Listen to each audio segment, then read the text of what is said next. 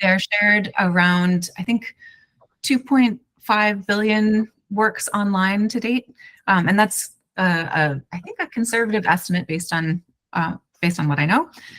They span over 9 million websites, and we also have a lot of different programs working on training, working on advocacy, and working with partners around the world to inform policy and open sharing practices. So again, it is a total honor to be here and to be able to hopefully share some tools and some information that might help you with the really incredible work that you are already doing with AJOL. So thank you again for having me. All right, let me see if I can screen share and get right into it. And I should note, I will not take any offense if folks have questions along the way, if they want to unmute their microphones or just type into the chat space. I love making this as interactive as possible. So please don't hesitate to reach out while I'm talking. I won't be offended. Or if you have questions that don't come up during the session, you can certainly contact me afterwards. I'm going to type my email address here. And you are welcome to contact me at any time. Okay, so to share, let me just, I should have probably teed this up in advance. Here we are. Can I get a thumbs up? Can everybody see? Oh yes, there it is. Okay. All right.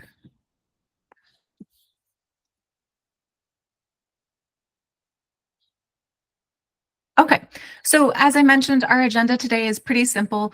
Because we have such a short amount of time, I'm going to give a very cursory overview of open access, which I'm sure most of you are already familiar with, a very short overview of copyright, and then we'll get right into licenses and Q&A. My goal is to hopefully save as much time as we can for discussion and Q&A as possible. Okay, so let's dive in. Open access, as many of you already know, is a movement. It is an effort to make digital online information, literature, free of charge and free of most copyright and licensing restrictions. So around 22 plus years ago, there was the Budapest Open Access Initiative, or BOAI, which united a range of stakeholders from around the world to launch a worldwide campaign to open access to all the peer-reviewed research available. So this was signed by thousands of people around the world and thousands of organizations, and is what's considered the foundation for our understanding of open access today. So I'm going to actually see if I can give you a direct quote from the initiative defining open access here. Here we are. So as defined by the Budapest Open Access Initiative, open access to research means the free availability on public internet, permitting any user to read, download, copy, distribute, print, search, or link to full texts of research articles, crawl them for indexing, pass them as data to software, or use them for any other lawful purpose without financial, legal, or technical barriers, other than those inseparable from gaining access to the internet itself. So Creative Commons works within open access. Open access to research requires open licensing. So they mentioned the limits of copyright being one limit that they have to kind of exceed or pass to gain full equitable access to literature. So CC works within copyright.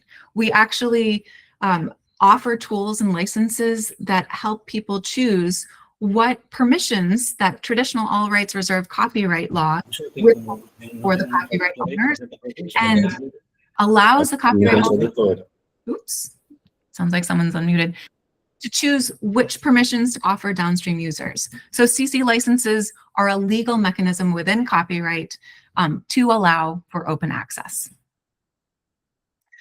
All right, so the purpose of open access, as I'm sure this is probably not new, but the purpose of open access is essentially human progress. We want to allow unfettered access to our publications, scientific research, data, literature, and knowledge to everyone worldwide for the sake of our own betterment, for the sake of collaboration, discovery, research and innovation.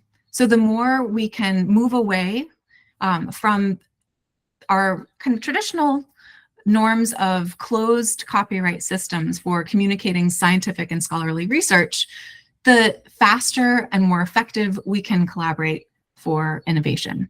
And we've seen how these kinds of collaborations have already sped up scientific discovery around COVID, around Ebola, around breast cancer detection, addressing the Fukushima nuclear disaster, and so many other examples.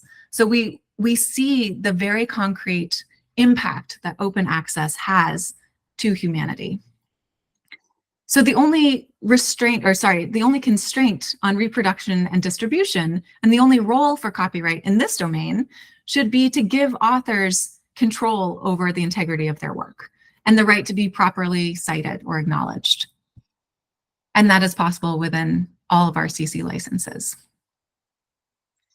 Okay, so a couple other notes on open access. Open access increases the visibility and reuse of academic research results. Authors readily or regularly report higher citation counts. And there's actually a really wonderful website I just discovered, which is helping authors track their impact, if anybody's curious. Here is the link. It's called Impact Story. And the only other note I'm going to share right now on open access is that there are a few different ways that open access authors can publish. So the most common ways that open access authors use are called green or gold open publishing models, but there's also diamond open access publishing. So green open access makes a version of the manuscript freely available in a repository. And I can give you an example of a repository like that. Let me just see if I can, I will have to get a link again another time. Let me see. Gold open access makes the final version of the manuscript freely available immediately upon publication by the publisher, typically by publishing in an open access journal and making the article available under an open license. I will note there are other open licenses out there that people sometimes use. CC's licenses are considered the global standard because they are all interoperable, they are irrevocable. So once you apply a CC license, it lasts the duration of copyright. So they are generally considered the standard for open licenses because they allow for that remix with other resources and so on. Okay, finally, we have diamond open access. So that is a kind of publishing where journals and platforms do not charge fees to either the authors or the readers. So diamond open access journals are community-driven, academic-led, and academic-owned publishing initiatives. So there are a few different options for open access authors to publish. Okay, now let's dive right into copyright and Creative Commons as well. Before understanding how Creative Commons licenses work, we have to understand a little bit about copyright law. So, and forgive me if this is not new information to folks. I'm sure many folks are already familiar, but copyright law is a form of intellectual property law. Intellectual property law is a term for the rights, the rights that are established by law for creators. There are different forms of intellectual property law. Copyright law just focuses on empowering creators. So maybe not inventors, maybe not the kind of trademark around inventions or goods, but the actual creation. So it's meant to empower creators to restrict others from using their creative works. Copyright law was created during the era of the printing press, so the Gutenberg printing press hundreds of years ago. And it was literally meant as a way to incentivize people to undertake this arduous process of physically copying books. It was time intensive, it was expensive and arduous, and authors and creators needed that incentive at the time to have the right to copy. So copyright grants a set of these exclusive rights to the copyright owners, which may not be the creators all the time, which no one else can use. So they have the rights to copy, distribute, perform, adapt, or otherwise use a work without permission by anybody else. Creative Commons licenses work within that. So they start to unbundle those permissions that are generally withheld for the copyright holder and lets the copyright holder say, oh, I actually want to afford people the right to copy or distribute or adapt my work, for example. So what gets copyrighted? Technically, original work of creative expression is what we consider copyrightable. In some countries like the US, the copyright only applies to original works of creative expression that are fixed in tangible form, though that's not required in a lot of countries.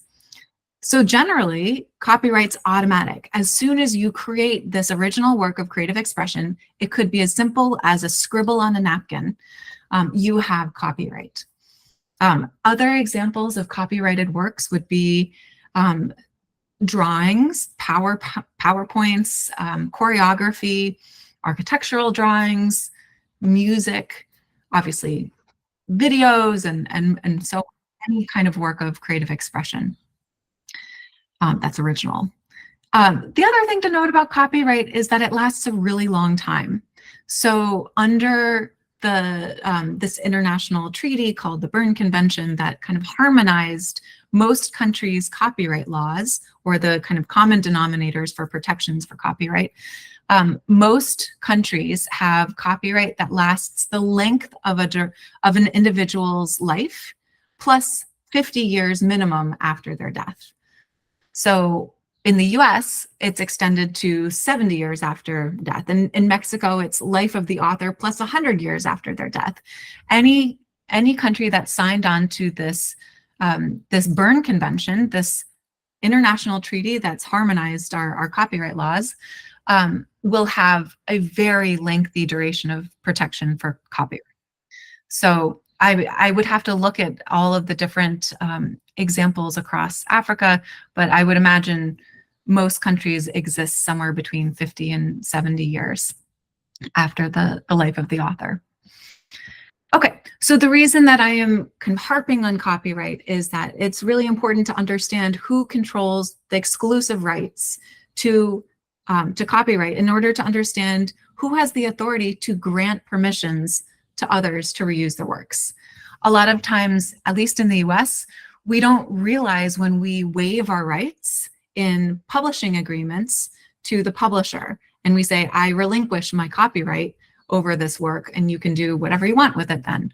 That is a very common practice. Other times, at least in the US, we don't maybe realize when we waive our rights in our contract agreements with our employer.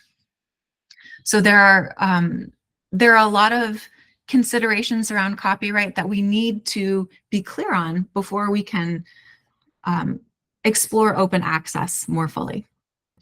Okay, just pausing here. Does that make sense? If anybody has any questions, I'm gonna, take a look online.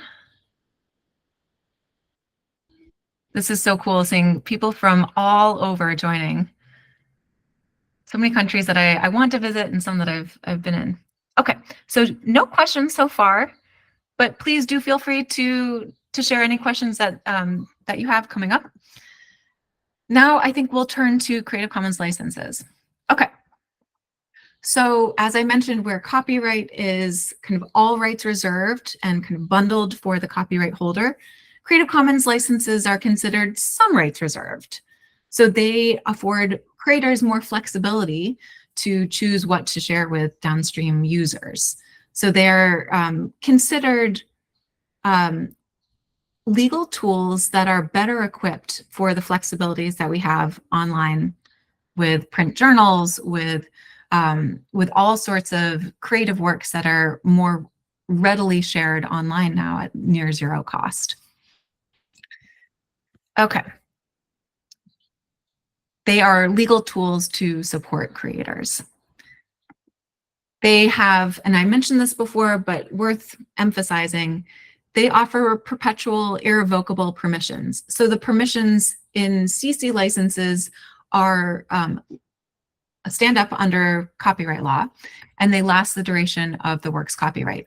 Once the copyright expires, after the life of the author, plus an additional 50 or 70 or 100 years, then all of those permissions or restrictions evaporate, and the work enters the public domain. It enters this realm of public works that no longer are restricted by copyright. So CC licenses are also enforceable, just as any traditional all rights reserved copyright's enforceable. I will note that enforceability in some jurisdictions is easier where you register your work at a copyright office, which is completely true for traditional copyright works as well.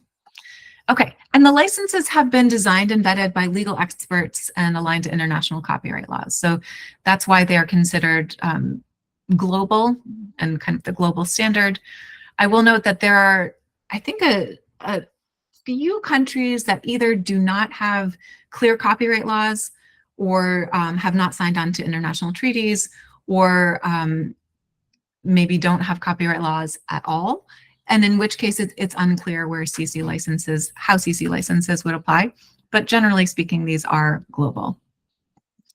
Okay, so here's the most important part. If there's anything that I can leave you with in this chat, it's our CC license chooser. So we have such a range of licenses, and we can go into a lot of rabbit holes getting into all of the different nuances of the licenses, what they do, how they interact, how you reuse them.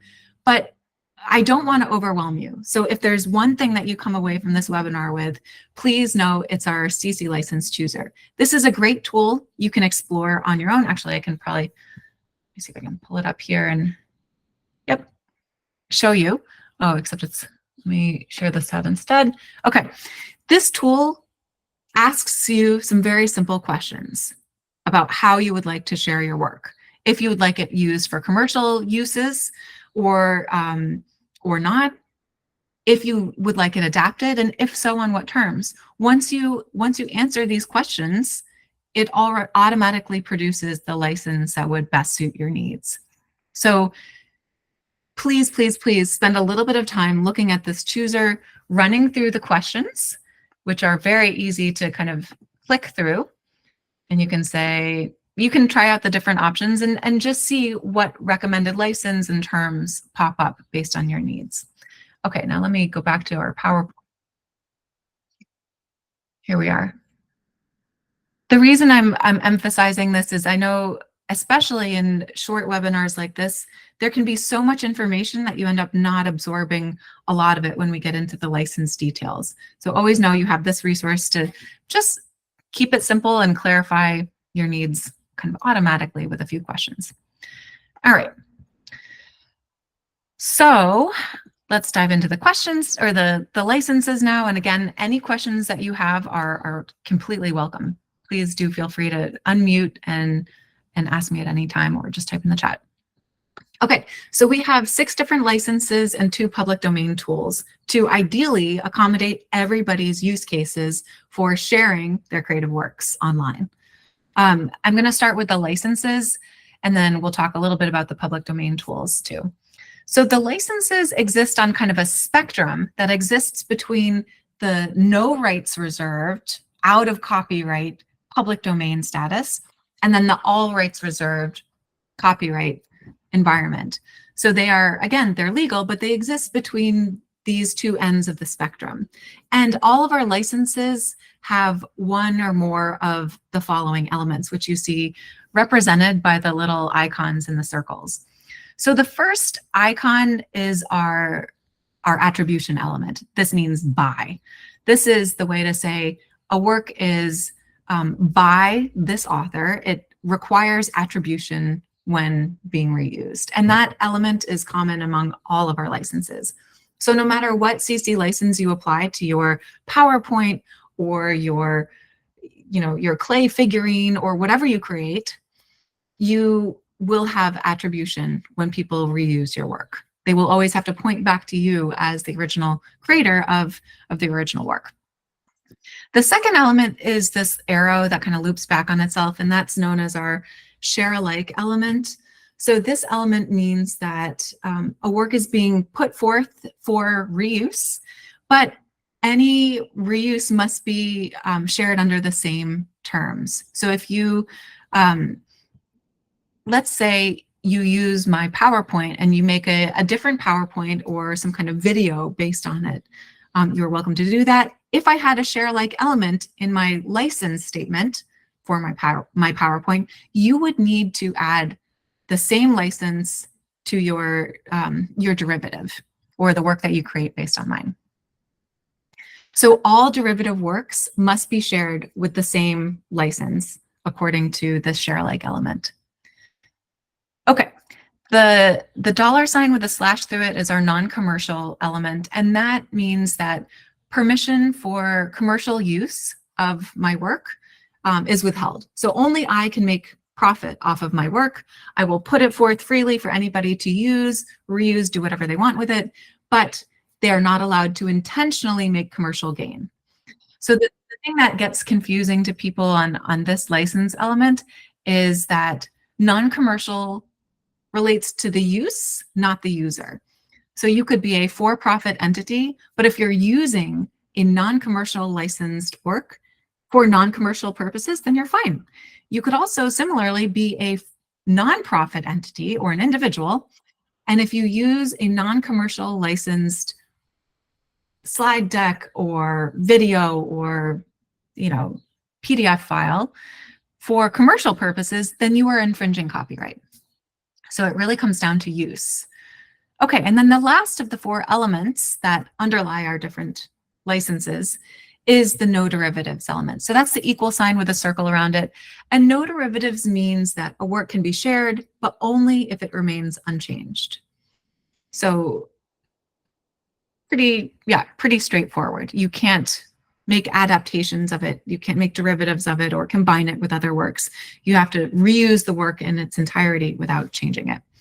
So all of these elements, or I should say all of the licenses include the by element. They include the attribution element that requires that the creator of a work is given credit in connection to their work. And then beyond that commonality, the licenses vary on whether they allow for commercial use and whether the work can be adapted, and if so, on what terms. So again, there are 6 licenses. I was just showing you the 4 elements that underlie the 6 licenses. Here's another way to look at the licenses, but again, this is just the icons to kind of keep it a little bit simple. So here you see at the very top of the kind of spectrum, the public domain mark, which is no rights reserved, and the CC0 mark, no rights reserved. And then you see the different elements in combination with each other, which comprise our 6 licenses. So you have our Creative Commons attribution license, our attribution and share alike license, our attribution and non-commercial license, attribution non-commercial share alike license, our attribution and no derivatives license, and finally our attribution non-commercial no derivatives license as well. And they go kind of on a range from least restrictive to most restrictive based on the individual user's need, or sorry, the individual copyright owner's needs for sharing. So there are kind of pros and cons of all of these licenses. It really just depends on what you as the creator of a work or the copyright holder of a work need to do with it. So the other thing that I wanted to mention was the public domain tools. These are, as you see here, the C with a slash through it, that's a public domain mark that has no kind of legal teeth or legal effect when applied to work. It's just meant to be applied to work that's known to be in the public domain or outside the realm of all rights reserved copyright worldwide. So if there is a piece of work that is known to be in the public domain in every single country, then you could apply the PD mark. But this is less used because it's harder to determine when a work has entered the public domain in all of these different copyright contexts, especially with different durations of copyright protection. So what we see is people more readily use the CC0 mark.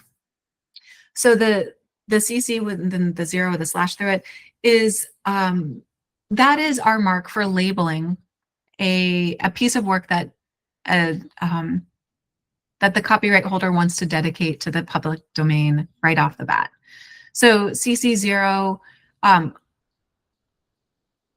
it is a legal tool that has some actual teeth to acknowledge that where works may,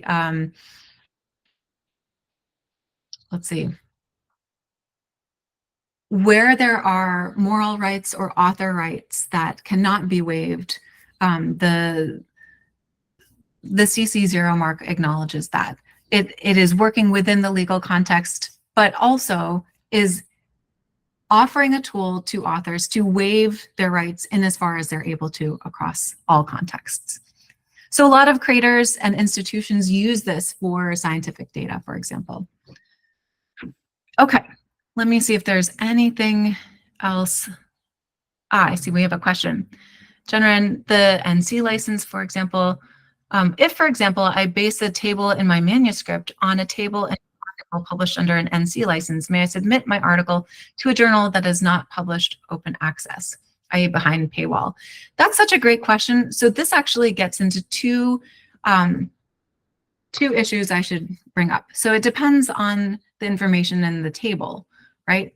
So if the information in the table is copyrighted, or if it's copyrightable, that is, if it's an original expression of creativity rather than just data, then it is subject to the copyright terms of the NC license that you publish the article under.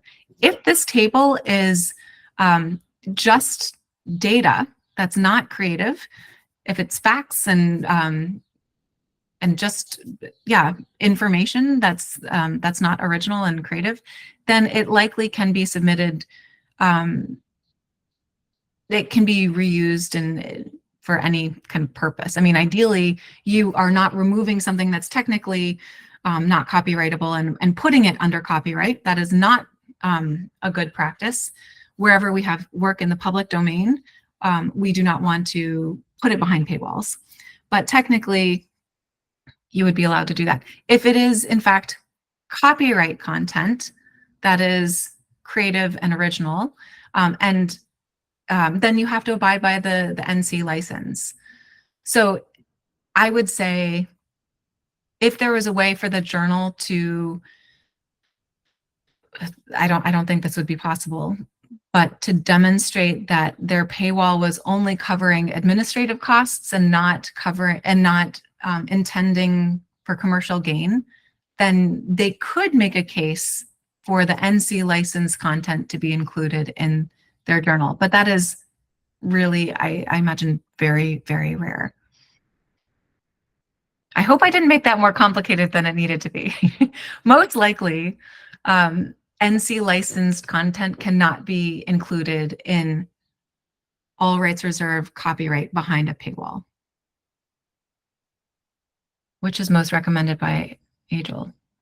Okay, please kindly make more clarifications between CC. Okay, sure. So CC BY 4.0, the 4.0 just refers to our license version. So all of the licenses, CC BY NC, CC BY SA, etc., they are all in the latest versioning of, yeah, they're all in the latest version, 4.0. So CC BY is our most permissive license that says, I, as the copyright holder of my work, only withhold the copyright kind of permission for attribution. I relinquish all other rights. So any user can reuse my work as long as, in any format, in any way, adapt it, make changes, as long as they give me credit in their downstream use. So however they use it is fine, as long as they give me credit, as long as they give me attribution. That's the CC BY license. And then the CC BY NC means there is the same attribution requirement, the BY requirement, but then also there's a requirement that any reuse of this licensed work must be done under non-commercial purposes. So if you intend to make commercial gain off of my CC BY NC licensed work, you are infringing copyright. You're breaking law, breaking the copyright law. Okay, and which is most recommended by AJOL? I will defer to Kylie on that. I'm not sure which is most recommended by AJOL. I would say both are technically under the open access umbrella. Okay. May I jump in? We don't actually have a preference. You choose whichever one works best. Great, thank you. Hopefully this answers the question. Thank you for this. Okay, it looks like we have a question. Does the CC license chooser help the author or the journal to choose? Can authors choose the license for their work, or do they have to follow the one chosen by the journal? Such a great question. Thank you for raising that. So this goes back to one of the earlier points and why we kind of start this conversation in copyright. You have to understand who owns the copyright before even using the CC chooser, the CC license chooser. So if you don't have the permissions or the kind of authority to grant other users permission to use your works, then you can't apply a CC license to it. So I'm sorry, I'm a little bit froggy this morning. So if you have a contract with your journal that waives the copyright or gives the copyright to the journal, then they're the ones that need to determine which CC license they could apply. You could suggest one of the CC licenses, but it's at this point not up to you. I will say that there are cases where authors, they have their CC license or they have their ownership to their work or their preprint, they CC license it and put it on a repository. And then if they do waive their copyright in an agreement to a journal, it only extends to that that final version. The preprint is still under a CC license somewhere else.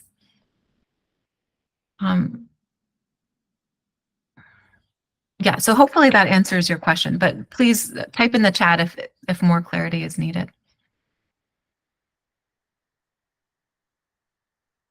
Okay. I can hear my cat snoring behind me. I don't know if anyone else can, but sorry for the interruption. Sadly, we're not here.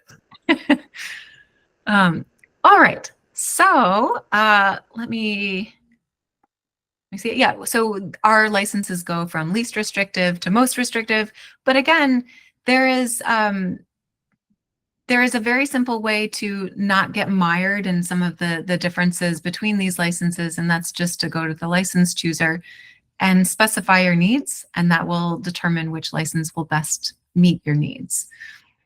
Okay, let me just see if there's anything else I want to cover on that. I did want to go to questions. Oh, good. Okay, we've got a couple more questions. Okay, in a situation where the journal has stated that copyright belongs to the authors, which of the two licenses should be most applicable? So if you are the license holder, you can choose whether you want to offer your work under kind of no restrictions and just receive attribution, or if you want to add some additional restrictions to how people use your work. So, I mean, there are those two licenses that you shared here, but there are an additional 4 to choose from. Which is most applicable really depends on your needs. So if you are relying on your work to make commercial gain, then maybe one of the 2 CC BY NC, 2 of the non-commercial licenses would be most useful. So there's CC BY NC and CC BY NCSA. It really depends on what you need that would determine the license that would be most applicable. Okay, let's see. To get the license, do we just need to paste what's in the CC license chooser or what it generates on our page, or do we actually get a certificate? Such a great question. Yeah, so let's turn back to the chooser and I'll show you how easy it is. Short answer, you just paste it. The long answer is you can copy and paste, oops, hold on, I'm realizing I'm not sharing the right tab. Okay, hopefully, yeah, you all can see it now. Okay, so let's say you click through a couple questions here, you find your, oopsies, hold on, I'm gonna say yes. You find your preferred license, and for this one, I just picked answers at random, and it came up with the CC by ND, or the Creative Commons Attribution No Derivatives license. So from there, you would just literally copy and paste the text as you needed. We do recommend adding some additional information into the text that you offer to downstream users to help them best attribute you and support your needs. So here in the last question, we say, I confirm that I own or have authority to license the work.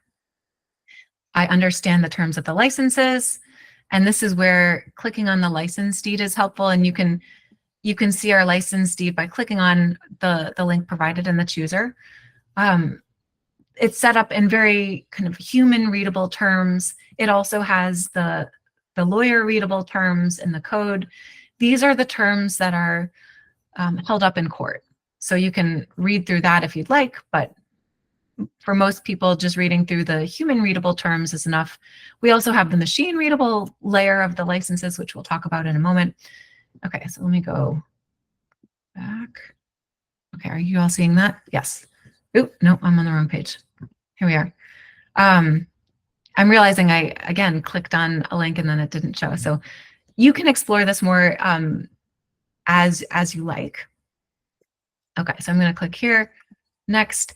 So you copy and paste, but to set up downstream users for success, ideally you share the title, author, date, and any links that you can to the work to make sure that any reuse cases can best honor the permissions that you are sharing. So for example, I'll just say puppies, creator of the work, Jennryn, link to the work. I'll just say, I'm just gonna make this up, jennryn.com. I have no idea if that exists. Jennryn.com, year of creation, 2024. Okay, so automatically this populated the licensing statement that you could apply to your work. You simply copy it and paste it on your PowerPoint, or you know, in a slide on a video, or in your PDF, or whatever you need. If you want to add this to your website, you copy and paste the code and you can use it in the web editor. So it's really that simple. You don't have to register with Creative Commons. You don't have to pay a Creative Commons fee or anything like that. It is just copying and pasting for the most part. Okay, let's share this tab instead. Hopefully that answers that question. Okay, next question from Pretorius. Let's see, can the journal retain or claim copyright to an article published from, say, a PhD study, or does the institution where the degree was awarded retain copyright? Such a great question. So again, there is, I think, a lot of confusion in, I would say, most or many higher education institutions about the copyright status or ownership of students' works. Technically, under copyright law, students own the right to their copyrighted work unless they waive it away. So unless there is a written contract where the student says, I give my copyright to this PhD study to University X, then you have to assume that the student still owns their copyright, and they would be the ones to determine whether a journal can work with the copyright and under what conditions. So under what CC license conditions they would want. it's not up to the institution unless there's an agreement with the copyright holder and that institution. Hopefully that makes sense. Okay, these are fantastic questions, so please keep them coming. I would love to, yeah, hear what else is top of mind for you all, and then I'm happy to go a little bit further in our presentation. All right. I will, I'll keep an eye on the chat, so yeah, please do feel free to ask any other questions that you might have. Okay, just a couple other things on our CC licenses, and I touched on this, but there are 3 layers to our CC licenses. There's the legal code, which, you know what, I'm just going to show you since I didn't actually manage to show you last time. Here we are, share this license instead. When you click on a license, it goes to the deed. When you click on, hopefully you guys are seeing this, let's see. I need to, yeah, okay, so you're seeing the legal code now. This is very extensive, definitely worth reading because it gets into all of the considerations that could possibly come up. It's also translated into a number of different languages. Oops, sorry to make people dizzy. At the very top, you can click on this page and choose the language that best, well, hopefully suits some needs. I realize there are so many different languages that are, so many different language groups and languages across all the different countries that you all work in, that there will not be enough options here to cover all of the languages that you need, but hopefully you will find some language that is useful here. Okay, so that is the legal layer of our license. Now let me switch back to this tab. The first layer that you click on when you click any license link just goes to the human readable terms. So this is very simple. It says, let me just show you. Instead of the legal code, which is like pages and pages long, for our CC BY 4.0, for example, it just says, here's what you're free to do. You can share, you can adapt. You have to do so under these terms. You have to give attribution. There are no other restrictions. So it makes it very understandable for people who are not lawyers to understand the conditions under which someone's sharing their work. All right. And then finally, there's the machine readable code, which I showed you. This is what makes our licenses most useful in this kind of digital environment, because the machine readable layer makes the licensed work available for search engines. So this is a really critical element for the creation, copying, discovery, and distribution of works, and really helps with authors' citation counts. Okay, here's a look at what that code looks like again. And this is, I think, also worth noting that we help institutions get their marking and placement right within their larger systems when they are working with, you know, a lot of different licensed works, and they want to open license their websites and so on. So if anybody has additional questions on this, please don't hesitate to reach out. Okay, then finally, there are so many nuances and recommendations that we have for reusing licenses, for working in different copyright environments with these carve-outs or limitations and exceptions to copyright, and so on. There are a lot of kind of different rabbit holes that we could go into. So for right now, I just wanted to leave you with some really crucial links that I will, let me see if I can paste them in the chat.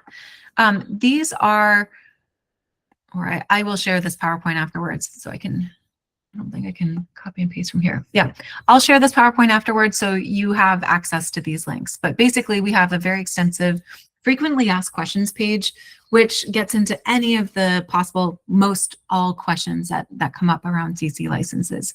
It's a great page to just go back to and double check when something new comes up.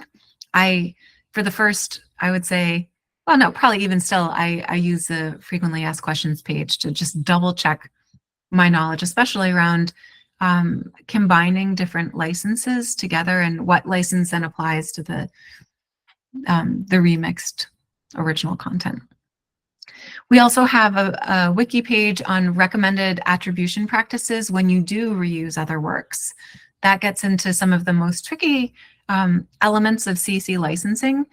So that is kind of worth the time on.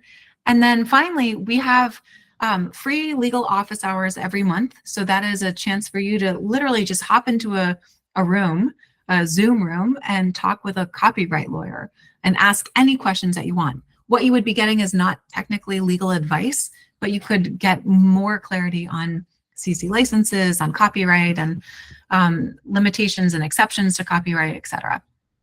So we also, if anybody wants to, oh, thank you, Kate, for adding that link. If anybody wants to have a deeper dive into our licenses and reuse cases and what it means to be an open advocate in either open access movements, open education movements, open culture movements, or otherwise, we have a 10-week online course for academic librarians, for educators, and for our cultural heritage professionals. But really, these courses are open to everyone and anyone. So they are intense. They're about 6 to 10 hours of work per week over 10 weeks. But I'm obviously biased, but they're worth it.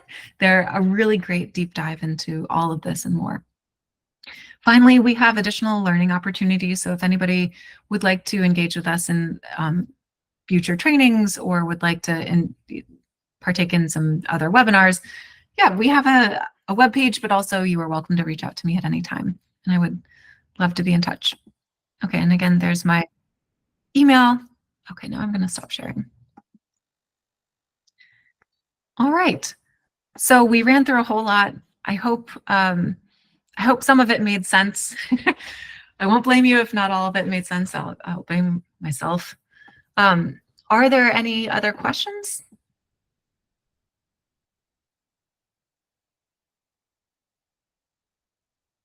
Does a journal have to have a website before it can become open access? No, I mean, there are open access materials that are in print form for sure. I actually have some on my bookshelf. So technically, you don't need to be online to have an open access resource. That's a good question.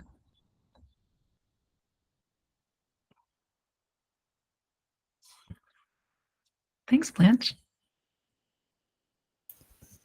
Oh, we have a raised hand. Go for it.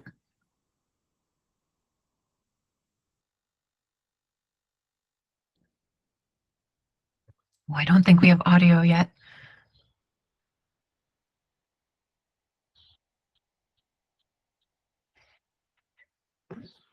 Hold on a second. Do not put your hand down. I'm finding you. I'm finding you in the queue. And I will unmute you. Thank you. Raise your hand again, please.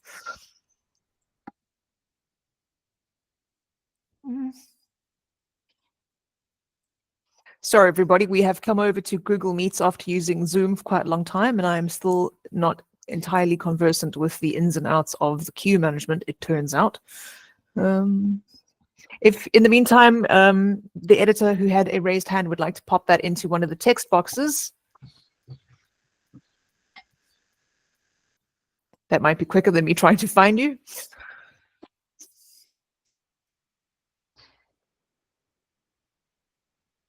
And if all else fails, the editor can type their question in the chat space and I'll be happy to answer it. Joyful O, no OA journals pay on AJOL. In fact, AJOL is completely free to partner journals. We do not charge anybody anything to be indexed on AJOL. We're a non-profit and we provide our services completely for free, as far as I know, which is pretty far. So I'm very confident in that answer.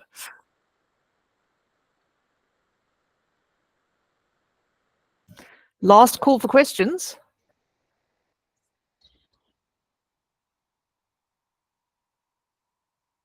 Absolutely last call for questions.